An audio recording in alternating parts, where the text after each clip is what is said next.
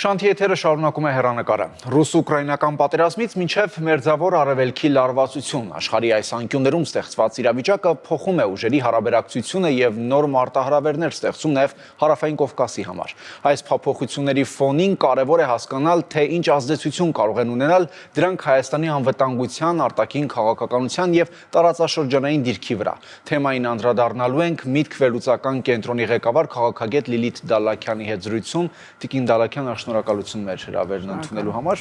Արդեն ամենօրյա պարբերականությամբ մենք լսում ենք եւ ստանում ենք տեղեկություններ, որ բավականին թեժանում է ռուս-ուկրաինական պատերազմում իրավիճակը, ավելին Ուկրաինան գրեթե ամենօրյա ռեժիմով հարվածում է մինչև Ռուսաստանի խորքերը, հասնելով նաեւ այդ թվում Մոսկվա։ Սա կարող է կտրուկ շրջադարձ մտցնել ռուս-ուկրաինական պատերազմում, ինչ արդյունքների կարող է սա հանգեցնել առհասարակ։ Արդյունքը արդեն այն է, որ պատերազմը տեղափոխվել է Ռուսաստանի տարածք։ Սա մեկ, երկրորդ արդյունքը այն է, որ Ղրիմի պատկանելիությունը Ռուսաստանին, արդեն նույնիսկ արևմտյան մամուլում, որտեղ նշում էին, որ վերջ Ղրիմը արդեն Ռուսաստանի տարածք է, դրվում է հարցականի տակ, այնտեղ հումանիտար աղետ է, կա ջրի խնդիր, սննդի խնդիր, այսինքն Ղրիմը դարձնում են կղզի, ինչպես ասաց Ուկրաինայի նախագահը, պատմականորեն դիրքը շատ այդ առումով խոցելի է Ղրիմի։ Հաջորդը բենզինի ճգնաժամը շարունակում է պահպանվել։ Ես ուրեմն հոդվածներ կարդացի, որ ամբողջ Ռուսաստանից բենզին են բերում Մոսկվա, որպեսզի գոնե Մոսկվայում տպավորություն լինի, որ այլևս հերթեր չկան, որովհետև Ռուսաստանը դա Մոսկվան է։ Ինչ է կատարվում ծայրամասերում կամ ոչ այդքան կարևոր քաղաքներում, այդքան մեծ ազդեցություն չունի քաղաքական գործընթացների վրա, բայց մարդկանց մոտ դժգոհությունը մեծանում է։ Բոլոր փակ հարցումներով Վլադիմիր Պուտինի հեղինակությունը նվազում է, Եդինայա Ռոսիայի հեղինակությունը 10-ից 15% է։ Զուգահեռ տեսնում ենք նույնիսկ լոյալ ընդդիմության ձերբակալություն, Նադեժդինի տեսքով կամ Յաբլոկը կուսակցության անդամների, այսինքն լրիվ ստերիլ ցուցակով փորձում են գնալ Դումայի ընտրությունների, քանի որ փաստորեն կա վախ, որ ժողովրդի մոտ կա դժգոհություն։ Գիտեք, նայել Սոլովյովի հեռուստաեթերները, ուրախանալ, որ ինչ լավ է, սպանում ենք ուկրաինացիներին, գրավում ենք տարածքները, դա ուրիշ է։ Մոբիլիզացիայի մասին խոսակցությունները, անհարմարությունները երկրի ներսում, տարական խնդիրները, բենզինի եւ գների ինֆլյացիայի բարձրացման տեսքով, սա այլ հարց է։ Մենք կտեսնենք ուրեմն լարվածության աճ։ Ռուսաստանը կշարունակի առավել ուժեղ հարվածել քաղաքացիական օբյեկտներին Ուկրաինայի, Ուկրաինան ինքը արդեն գուցե նույնպիսի հարվածներ հասցնի եւ կա այսպիսի տեսակետ, եւ ես դա կիսում եմ, Լատվիայի հետախուզությունը, Լիտվայի, Գերմանիայի, նույնիսկ ամերիկյան պարբերականները նշում են, որ Վլադիմիր Պուտինը կգնա էսկալացիայի ՆԱՏՕ-ի անդամ որևէ երկրի ուղղությամբ։ Իսկ արդյոք դա չի հանգեցնի ավելի այսպես Եվրոպայի հետ ուղիղ առճակատման եւ ինչ հետևանք դա արդեն կունենա։ Շատ փորձագետներ ասում են, որ հիմա արդեն խնդիր կա զինվորների քանակի, ինչպես պիտի Ռուսաստանը երկրորդ ճակատ բացի։ Խոսքը ցամաքային ուժերի մասին չի։ Հետախուզությունների բոլոր ուրեմն տվյալների համաձայն խոսքը վերաբերում է տարբեր ռազմական օբյեկտներին, հարվածներին, եւ դա բացատրվի նրանով, որ այդ օբյեկտները զենք են մատակարարում Ուկրաինային։ Հիշում եք, Զելենսկին նույնը Բելարուսի հետ կապված էր նշում, որ կհարվածենք։ Պուտինը դրանով կստուգի ՆԱՏՕ-ի համախմբվածությունը։ Մենք գիտենք, որ Գերմանիայում ուրեմն աշնանը դաշնային ընտրություններ են, այնտեղ Մերցի կուսակցությունը բոլոր հարցումներով պարտվում է։ Գարնանը արդեն Ֆրանսիայում են ընտրություններ, տեկտոնական փոփոխություններ են տեղի ունենում եվրոպական մայրցամաքում, գումարած միջանկյալ ընտրությունները ԱՄՆ-ում, եւ գուցե Կրեմլում լինի տեսակետ, որ պետք է վախեցնել Եվրոպայի հասարակությանը, որպեսզի իրենք ճնշում գործադրեն սեփական կառավարությունների վրա, չօգնել Ուկրաինային։ Այս տարբերակը, եւ դա նշում եմ շատ պարբերականներ են դրա մասին խոսում, առավել հավանական է։ Այսինքն ճիշտ եմ հասկանում, որ ռուս-ուկրաինական ճակատում առաջիկայում որևէ հանգուցալուծման սպասել այդքան էլ հավանական չեք համարում։ Ըստ էության ցամաքային գործողությունները կանգնել են, որևիցե արդյունք չկա։ Առանց մոբիլիզացիայի շարունակելը անհնար է։ Դա մսաղացի է, այսպես ներողություն արդեն վերածվում։ Եվ Վլադիմիր Պուտինը երկու տարբերակ ունի, կամ սառեցնել իրավիճակը Ուկրաինայում, գնալ ձևական բանակցությունների ժամանակ շահել, տեսնելու համար Ուկրաինայում ինչ ներքաղաքական պրոցեսներ տեղի կունենան, կամ ԱՄՆ-ում եւ Եվրոպայում, կամ գնալ էսկալացիայի եւ փորձել եվրոպական երկրներին զերծ պահել Ուկրաինային տրվող օգնությունից, որը ամենակարևորն նորություն է հիմա Ուկրաինայի համար։ Տիգին Դալաքյան, ինչը հանկարծ փոխվեց, որ ուկրաինական կողմը սկսեց, եթե կարելի է դա այդպես գնահատել, հաջողություններ ունենալ ոչ թե ճակատում, այլ արդեն խորքում, որտեղ ճակատում իրավիճակն այլ է, բայց խորքում հեռահար լրիվ այլ։ Կարծես երկու տեղերում պատկերը տարբեր է։ Ճակատում կարողացան սառեցնել Ռուսաստանի հարձակումը, այսինքն այնպես չի, որ Ռուսաստանը այդպես մեծ քայլերով գնում է առաջ, նույնիսկ այս Ինչը հնարավորություն տվեց դա անելու։ Ամերիկյան, եվրոպական աջակցությունը Նախ ամերիկան աջակցություն չի ցուցաբերում, սա մեկ, երկրորդը եվրոպական աջակցությունը տեխնիկայի եւ գումարի տեսքով միանշանակ այսօր Ուկրաինան տնտեսություն չունի, Ուկրաինայի տնտեսությունը այսպես արհեստական շնչառության վրա է եվրոպական օգնության միջոցով, բայց փոխեց ամեն ինչ Ուկրաինայի պաշտպանության նախարարը, որը հիմա որին հեռացրել են, իդեպ ես կարծում եմ Զելենսկին կարող է նրան վերականգնել պաշտոնին, որովհետեւ նա խոսեց ամենակարևորի մասին, ինչը իդեպ Իրանն է հիմա անում, ասիմետրիկ մեթոդներով փորձել պայքարել քեզնից մի քանի անգամ մեծ թշնամու դեմ։ Դրա մասին շատ է խոսվել, իդեպ Հայաստանի հետ կապված էլ, որ այսպես պետք է փոխել պատերազմի, Աստված մի արասի իհարկե, բայց եթե հետագայում Հայաստանի Հանրապետության վրա հարձակում լինի, այսինքն պետք է չմտածել, որ մենք փոքր ենք, թվաքանակը քիչ է, այսպես համապարփակ անվտանգության մասին են շատ հաճախ խոսում։ Այսինքն այնպեսի վնաս հասցնել հարձակվող պետությանը, որ նա այլևս չկարողանա շարունակել կամ շարունակությունը լինի իր համար չափազանց վնասատկար։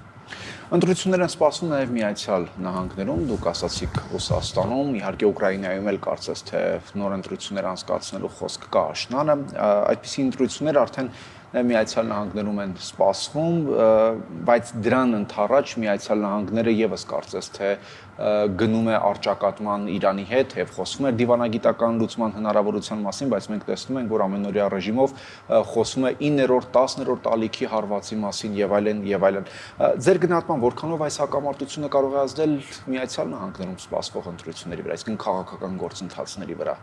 Իմ տեսակետը մնում է նույնը, որ մենք կտեսնենք անկայուն իրավիճակ, հրադադար բանակցություններ եւ այլն, նորից հարված բանակցություններ մինչեւ միջանկյալ ընտրություններ։ ԱՄՆ Իրանի վերնախավը ներողություն որոշում ունի իմ կարծիքով պարտության մատնել հանրապետական կուսակցությանը միջանկյալ ընտրությունների ժամանակ, բարձրացնելով նորից բենզինի գները։ Հիմա մենք այդքան մեծ աճ չենք տեսնում, որովհետեւ որոշ քանակությամբ նավեր, ուրեմն նավթով բեռնված անցել են Հորմուզը, բայց այստեղ երկրորդ տարբերակ ունի Իրանը եւ արդեն դրա մասին Եվրոպան խոսում է, Կայա Կալասը այցելեց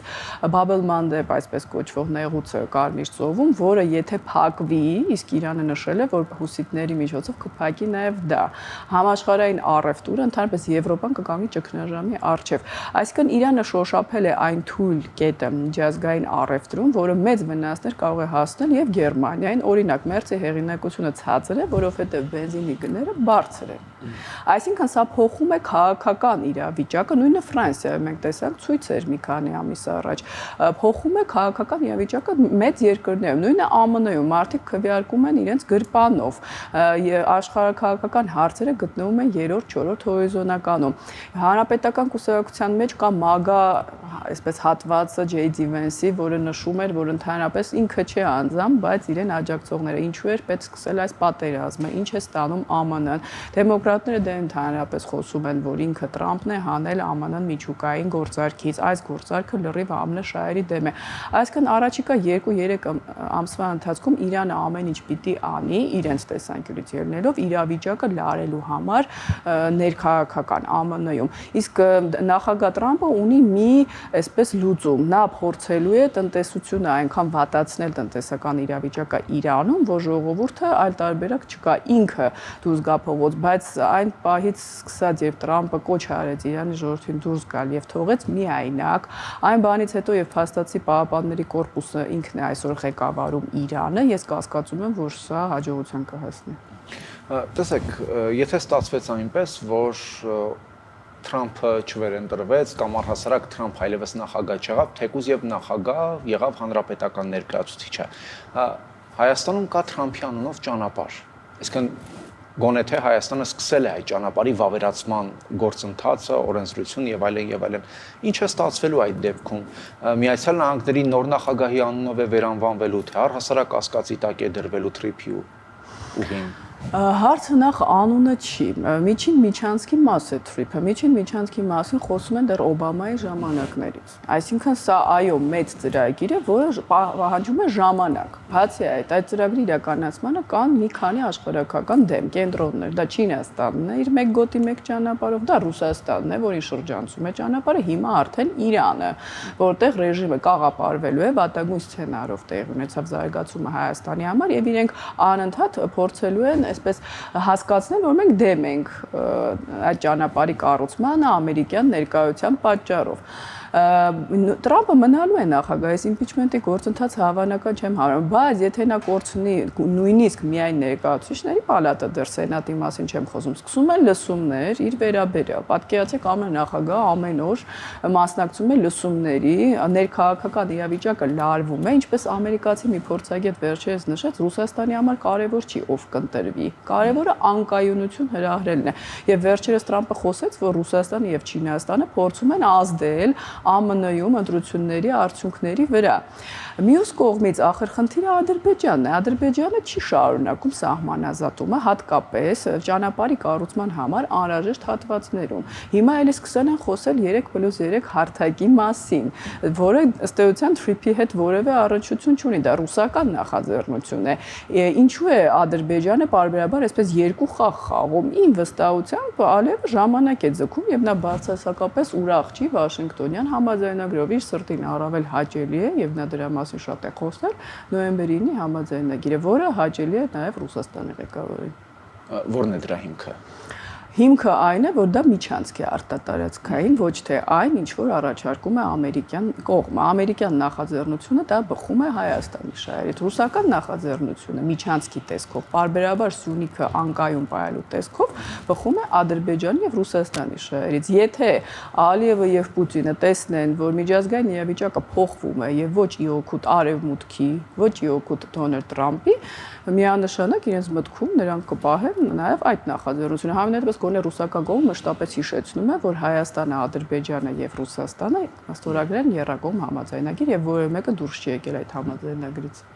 Ես ճիշտ եմ հասկանում, որ դուք էլ եք այն մտքին, որ նոր աշխարհակարգ է ձևավորվում։ Եվ այդ նոր աշխարհակարգում հետեւաբար որն է լինելու Հայաստանի տեղն ու դիրքը։ 26 թվականի կեսը արդեն աշնանը եւ 27-ի սկիզբը լինելու է շատ կարեւոր աշխարհակաղակական վերադասավորումների տեսանկյունից։ Հայաստանը շատ բարդ իրավիճակում է հայտնվել երկու պատճառով։ Նախ, հնարավոր հրադադարը Ուկրաինայում, իհարկե անհրաժեշտ է որ խաղաղություն լինի, մենք դրա կողմնակիցն ենք, բայց Ուկրաինան իր պայքարով հետաձգում էր այն գործողությունները, որը Ռուսաստանը այստեղ նաև իր որոշ համախոհ երկրների հետ միասին կարող է իրականացնել։ Սա մեկ։ Երկրորդը, Իրանում դեպքերը ավելի վատ իրավիճակում դրեցին Հայաստանը։ Եթե մենք ունենայինք խաղաղ Իրան, եթե մենք ունենայինք գոնե ռեֆորմիստ նախագահի կողմից ղեկավարվող Իրան, որը արևմուտքի հետ կբանակցի, դա այլ իրավիճակ է։ Ունենալ Իրան, որտեղ Պահապանների կորպուսը ուժեղ է քան երբևէ, եւ ուրեմն Ալի Խամենեի որդուն որևէ մեկը չի տեսել, ընդհանրապես կասկած կա, որ նոր հոգևոր առաջնորդը ողջ է։ Պարզ է, որ նրա դեմքը օգտագործվում է Պահապանների կորպուսի կողմից։ Երկրում ղեկավարությունը գտնվում է ծայրահեղ իսլամիստների ձեռքում։ Այս իրավիճակում իհարկե սա մեզ համար նոր, այսպես մարտահրավերներ է ստեղծում։ Բայց արդյոք անգամ եթե պատերազմի դադարեցում տեղի ունենա ռուս-ուկրաինական ճակատում, Ռուսաստանը այս տնտեսությամբ, այս հնարավորություններով կարող է թեքվել եւ փորձել հարցեր լուծել Հարավային Կովկասում։ Ի վիճակի կլինի, թե դեռ նրանց էլ ժամանակ է պետք իրենց ներսում հարցերը լուծելու համար։ Ուրեմն Ռուսաստանը մեծ լծակներ ունի Հայաստանում։ Հայաստանի վարչապետի առաջին այցը Ռուսաստան դրա մասին է խոսում։ Մենք հիմա այս վերջերս լսում ենք հայ տնտեսվարողների բողոքներ, որ այո, շուկան բաց է եվրոպական, բայց դա երկար process է, սերտիֆիկացիա, ինչ-որ ձկնաբույծների կողմից, ծաղիկ արտահանողների շուկաները բաց են, process-ը երկար է։ Դրա համար պետք է դա կատարել մինչև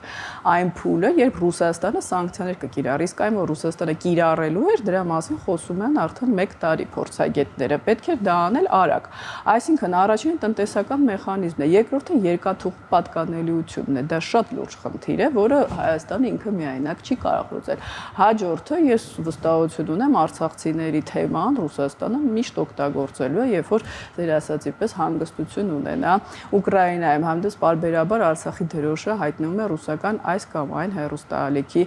եթերում եւ ամենախոցելին այստեղ Ադրբեջանի դիրքորոշումն է։ Եթե Ադրբեջանը, Հայաստանը ցանկանային գնալ խաղաղության, Ռուսաստանի ազդեցությունը կլիներ մինիմալ, բայց քանի որ Ադրբեջանի ղեկավարի կողմից անընդհատ հնչեցվում են պրովոկացիոն հայտարարություններ, հիմա էլ բարձրացվում են անկլավների խնդիրները, որը շատ լուրջ խնդիր է։ Այդ անկլավները գտնվում են Հայաստանի միջպետական ճանապարհների վրա։ Ինչ է լինելու, ինչպես են այդտեղ ադրբեջանցիները բնակվելու, ինչպես է Ադրբեջանը պաշտպանելու նրանց իրավունքները, ինչ ճանապարհներ է ուզելու։ Բայց գուցե փոխանակում տեղի ունենա, այսինքն փաստ չէ, որ հնարավոր է օրինակ։ Հայաստանը ցանկանում է, որ փոխանակում տեղի ունենա, բայց այն, որ Նիկոլ Փաշինյանը խոսում է Արցվաշենից, այն, որ ադրբեջանական կողմը անդադ նշում է, որ անկլավների թեման օրակարգում է, ինձ մոտ վստահություն է ներշնչում, ել չասած արևմտյան ադրբեջանցիների վերադառնալու մասին, որ Ադրբեջանը այդ թեման օգտագործելու է պարբերաբար Հայաստանում ներքաղաքական անկայունություն հրահրելու, ինչպես նաև խաղաղության գործընթացը ձգձգելու համար։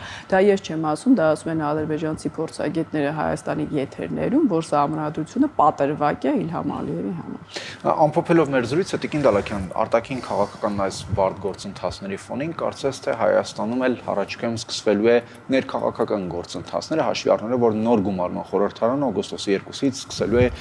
իր աշխատանքը։ Ձեր գնահատմամբ արտաքին այս աշխարհաքաղաքական զարգացումները որքանով կարող են իրենց ազդեցություն ունենալ Հայաստանի ներքաղաքական զարգացումների վրա։ Ուրեմն մենք չունենք խորհրդարան, մենք ունենք ստերիլ խորհրդարան։ Ընդդիմությանը ես չեմ համարում իրական ընդդիմություն։ Իշխանությունը նշում է, որ նրանք ընտրվել են կեղծիքներով։ Հիմա ինչպես են այս անձանց տալու մանդատներ։ Ամեն օր ինչ-որ ձայնագրություններ են հրապարակում, բայց նրանց տանում են խորհրդարան։ Սա արդեն լեգիտիմության մասին։ Հաջորդը ընդդիմությունը պարալիզացված է, ընդդիմությունը չունի լիդերներ եւ մարդկանց, որոնց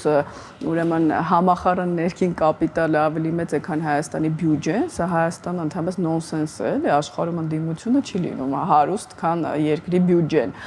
Գումարած այնպիսի լծակներ կան ընդդիմության վրա Ռուսաստանից, որ ես նրանց գործողությունները ինքնուրույն քայլեր չեմ համարում։ Սա ընդդիմության մասին։ Իշխանությունը ցավոք ես տեսնում եմ գնում է իր շարքերը, որքան հնարավոր է ինքնուրույն մարդկանցից մաքրելու ճանապարհով, այսինքն ինչքան լոյալ, այնքան լավ եւ մասնագետների, նոր կադրերի, այսպես ցուցակ ես չեմ տեսնում, որոնք զբաղվելու են Հայաստանի առջև ծառացած մարտահրավերներով։ Ամեն ինչ հենվում է Նիկոլ Փաշինյանի անձնական հեղինակության, գուցե ինչ-որ խարիզմայի վրա։ Այս իրավիճակում, երբ աշխարհը ենթարկվում է փոփոխությունների, ելի շարունակել ներկա նախկին խաղեր, իհարկե Արուկյանը կզոհաբերվի, դա միանշանակ, բայց նախկին իշխանությունները շարունակել այս խաղերը եւ որևէ լուծումներ չառաջարկել հայ հասարակությանը համարում շատ վտանգավոր։ Շնորհակալություն։ Շնորհակալ։ Հեռանկարում միտք վերլուծական կենտրոնի ղեկավար քաղաքագետ Լիլիթ Դալաքյանն էր։